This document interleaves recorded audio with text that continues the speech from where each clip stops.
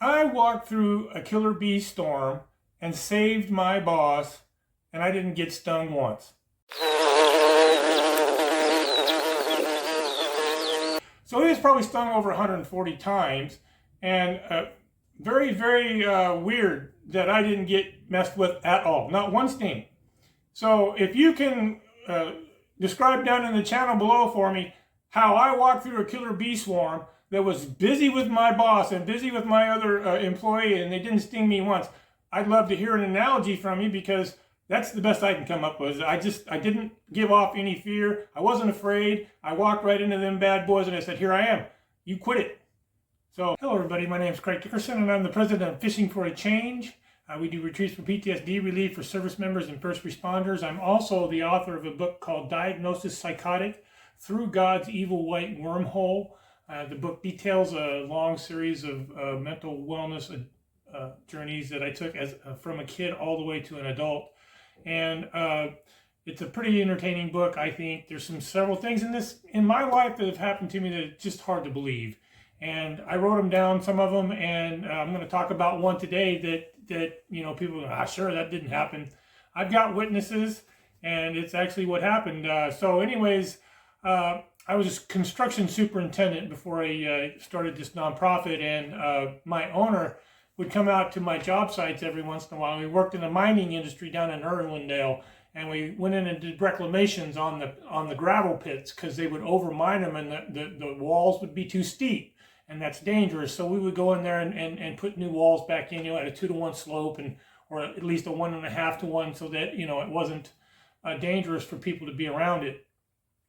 Well, during this operation, I had my owner had come out because he didn't have nothing to do that day. And he was pretty good on the equipment, and actually it was all his equipment, so he could run whatever he wanted, but it was my job site, so I gave him a detail up on the very top of the pit. So you remember, gravel pits, they're very tall walls, and so I had him up the very top of the pit, and up at the top there was a horse trail that traversed around the pit, and there was a fence that was kind of broken up, and the horses would come in and into the pit to the dangerous area. And so I was detailed to have have that fixed and graded so they could go in there and put a new fence in. So I gave that detail to my boss. I said, just back up in here far enough with your D5, back up in there as far as you can, and just push a nice straight path so that they can set a fence line in here and the horses can't get back into their property any longer. Well, of course, my owner was a conscientious person, so he doesn't just do that. He does what he thinks is going to be best for the horse trail. And he got busy grading and whatnot, and he stirred up a tractor tire, and the inside of the tractor tire was a killer's bee's nest. And it was an open cab D5, little small dozer, and so as soon as he kicked that tire up, those bees just came out of there at a swarm, up into the cab like a blanket, he said.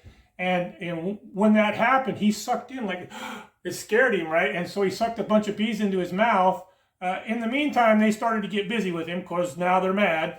And so he tried to put it in gear and drive, and he got stuck. He couldn't go any farther forward. So he tried to put him back and drive back, and he got stuck, and he couldn't go any farther forward. Long story longer, he's a pretty big guy. So he finally got the dozer turned off. When he sucked in, he lost his glasses over the top, so he couldn't see. And so he jumped off of the dozer, and as a big guy, he jumped off the dozer. It was uneven ground, and he twisted his foot. In the meantime, these bees are busy with him, right? Just getting busy, stinging him. So he falls down. He was thinking he falls down, so they catch up to him, and they get busy with him some more. So he gets up and runs, and he twists his ankle. He falls down again. He gets up and runs.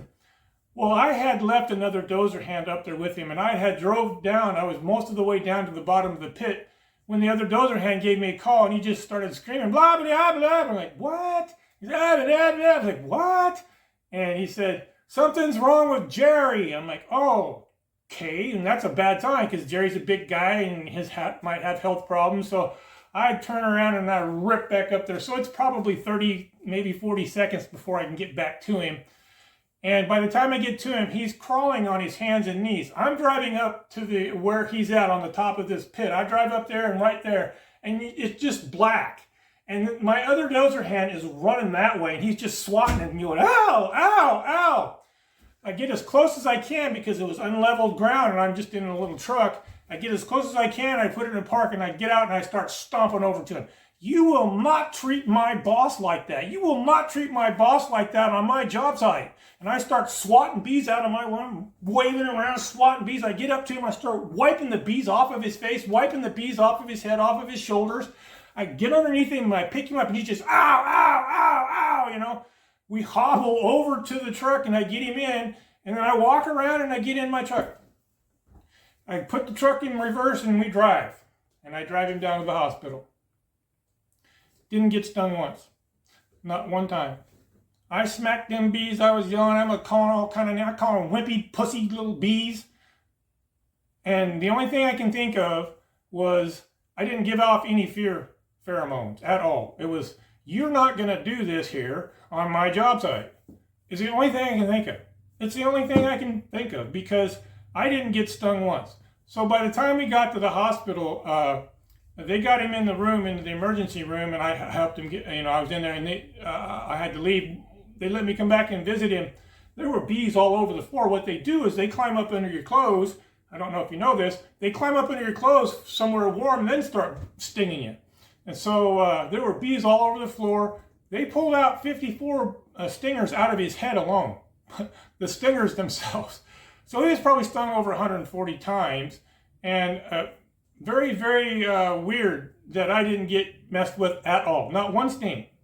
So if you can describe down in the channel below for me how I walked through a killer bee swarm that was busy with my boss and busy with my other employee, and they didn't sting me once, I'd love to hear an analogy from you, because that's the best I can come up with. I didn't give off any fear. I wasn't afraid. I walked right into them bad boys and I said, here I am. You quit it. So anyways, how that relates to my PTSD retreat is, it was a long mental wellness journey, and it took me a while to get to where I needed to go. So writing the book, proceeds go to Fishing for a Change.